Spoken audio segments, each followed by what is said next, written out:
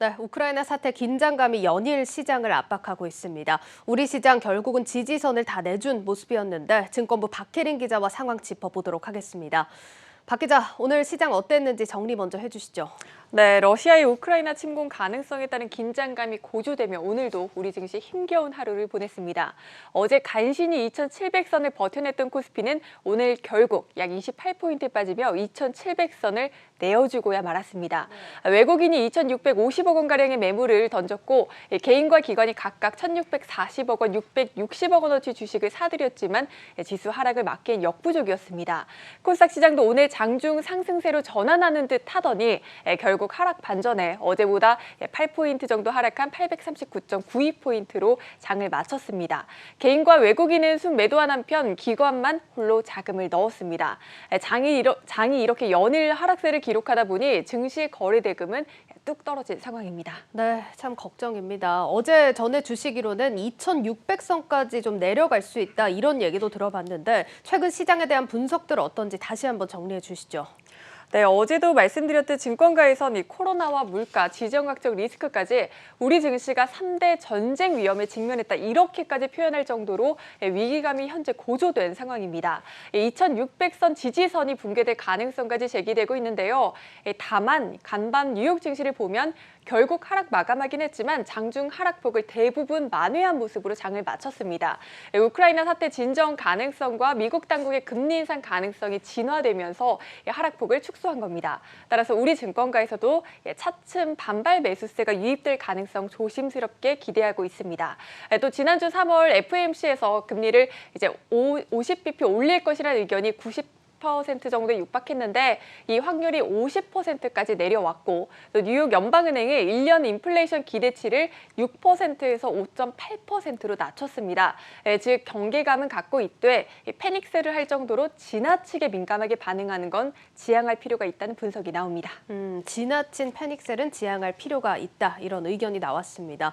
박 기자, 그리고 더 걱정이 되는 건 앞서 예고가 됐던 우크라이나 침공 날짜 이제 얼마 남지 않았습니다. 실제 전쟁이 날 가능성은 좀 적다 해도 지금 현재까지 분석은 어떻습니까? 네, 사실 전쟁 가능성은 지금으로선 누구도 섣불리 예측을 할 수 없는 상황인데요. 현재까지의 상황 한번 정리해 보자면 미국이 러시아의 우크라이나 침공 날짜를 못 박아 제시한 게 현재 시간 16일입니다. D-Day는 우리 시간으로 따지면 이제 이틀도 채 남지 않은 겁니다. 러시아 푸틴 대통령은 대화를 계속할 수 있다 이렇게 의사를 표명하고는 있지만 사실 갑작스럽게 러시아가 침공할 가능성도 배제하기는 어렵습니다. 지금으로선 독일 총리가 현지 시간 15일 러시아 푸틴 대통령과 만나는 회담에 촉각을 곤두세우고 지켜볼 수밖에 없는 상황이고요. 증권가에선 만약 실제로 전쟁이 일어나지 않는다면 장기적인 관점에서 증시에 영향을 그렇게 크게 줄 요인은 아니다 이렇게 보고 있습니다. 키움증권은 미 국무부의 공식 성명 등을 한번 봤을 때 전쟁 가능성을 물론 열어둔 것으로 판단이 되지만 대륙간 실익까지 고려하면 전쟁이 실제 발생할 확률은 낮을 것 같아 이렇게 전망했습니다. 네, 그럼 지금은 일단 확률은 낮게 보되 긴장감은 계속해서 유지를 해야 할 것 같은데 만약에 16일에 러시아가 우크라이나를 침공하지 않는다면 우리 증시 다시 반등할 수 있을까요? 또 하나의 관건은 미국의 긴축 속도와 강도입니다. 현재 시간 16일 더욱 중요한 이유인데요. 이날 지난달 열렸던 FOMC 의사록이 공개가 됩니다. 여기에 연준의 금리 인상 계획과 또 인플레이션 전망, 대차 대조표 축소에 대한 논의 등이 담겨 있을 것으로 예상됩니다. 또 양적 긴축을 앞당길 수 있다. 이 한마디로 시장을 공포로 몰아넣었던 12월 의사록처럼 이번에도 의사록 쇼크가 발생할지 또 아니면 시장의 경계감이 다소 해소될지 현재 시간 16일 이후 증시가 방향성을 찾을 수 있을 것으로 예상됩니다. 네, 그러니까 결국 시장 방향성은 16일 이후에나 좀 결정이 되겠네요, 박 기자. 네, 맞습니다. 또 앞서 미국 시간으로 15일에 나오는 미국 생산자 물가지수와 우리 시간 16일 예정된 중국 PPI도 확인을 해야 합니다. 1월 미국 소비자 물가지수 여파가 워낙 컸던 탓에 이번 생산자 물가지수 발표를 앞두고도 우려감이 굉장히 큰 상황인데 증권업계에서 이번 물가지표에 대한 추가적인 충격은 상대적으로 적을 것이다 이렇게 예상을 하고 있습니다. 또 통상 생산자 물가가 소비자 물가에 선행하는 경향이 있습니다. 따라서 이번 발표를 보면 향후 인플레이션이 피크아웃할 수 있을지 힌트를 얻을 수 있을 것으로 예상되니까 꼭 참고해 보시기 바라겠습니다. 네, 16일 이제 미국, 중국의 물가 지표와 연준 의사록 또 침공 상황까지 연달아 좀 체크할 부분이 많겠습니다. 자, 이런 가운데 투자자들이 반길 만한 소식도 들려왔는데 골드만삭스가 코스피 4,500선을 예상했다고 하죠.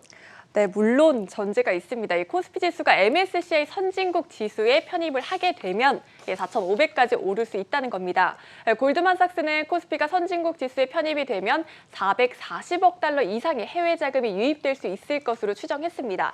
만약 400억 달러가 유입된다고 가정을 했을 때 코스피가 현재 수준에서 한 35% 정도 상승할 것이라고 보고, 또 만약 이게 2년 내 이 가정이 충족이 되고 이익이 매년 10%씩 증가한다면 이 4,500까지 도달할 수 있다는 설명입니다. 자세한 내용은 뉴욕 현지에서 신인규 특파원이 보도하겠습니다. 2월 초 기준 한국 증시의 MSCI 선진국 지수 대비 할인율은 47%입니다. 전망대로 오는 2024년 우리 시장이 MSCI 선진국 지수에 편입된다면 고질적인 밸류에이션 할인 문제가 개선될 가능성이 높다는 게 골드만삭스의 진단입니다. 역사적으로 이익 변동성이 높았던 한국의 주요 종목들이 단기 경기 사이클에 영향을 덜 받는 4차 산업혁명 분야로 이동하는 경향성이 보인다며 이런 부분들도 할인율 축소에 긍정적으로 작용할 것이라고 평가했습니다. 현재 시가총액 상위 10개 종목 가운데 6개 종목이 10년 전에는 시총 상위 목록에 없던 성장주들인데다 기존 업체들도 점차 고성장 분야로 사업을 집중하고 있다는 겁니다. MSCI 선진국 지수 편입 가능성을 전제로 골드만삭스가 내놓은 한국 증시 투자 전략도 주목할 부분입니다. 보고서에서 골드만삭스는 매수 의견을 낸 국내 15개 대형주의 목록표를 만들었습니다. 현재 국내 시가총액 상위 10개 기업 가운데는 삼성전자와 네이버, 현대차, 삼성 SDI, 기아차가 명단에 포함됐고 코스닥 주식 가운데는 펄어비스가 유일하게 이름을 올렸습니다. 이와 함께 골드만삭스는 코스피 200을 기초자산으로 움직이는 2년물 콜옵션 매수도 유효한 전략이 될 수 있다고 봤습니다. 보고서에는 한국 시장의 긍정적인 측면만 담겨 있지는 않았습니다. 골드만삭스가 바라보는 한국은 기업 지배구조 개선이 시급한 시장입니다.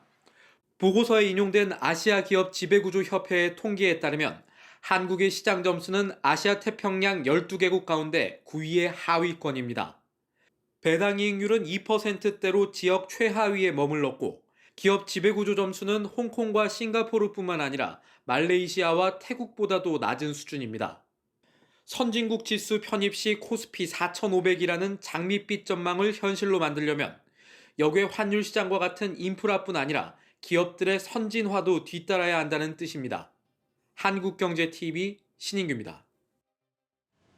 네, 박 기자, 리포트에서 짧게 언급이 됐지만 골드만삭스가 국내 15개 대형주를 콕 집었습니다. 마지막으로 정리해 주시죠. 네, 매수 의견을 낸 종목에 대해서 다시 한번 보여드리자면 삼성전자와 네이버, 현대차, 삼성 SDI, 기아, KB금융 등입니다.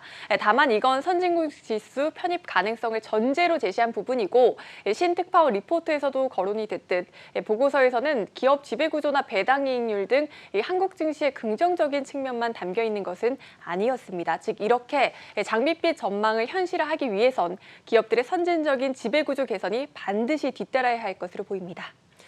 네, 이렇게 오늘 시장 상황 점검해봤고 새로 나온 분석들까지 살펴봤습니다. 무엇보다 16일 시장 분수령이 될 사건들 잘 체크해 보시죠. 증권부 박혜린 기자와 함께했습니다. 잘 들었습니다.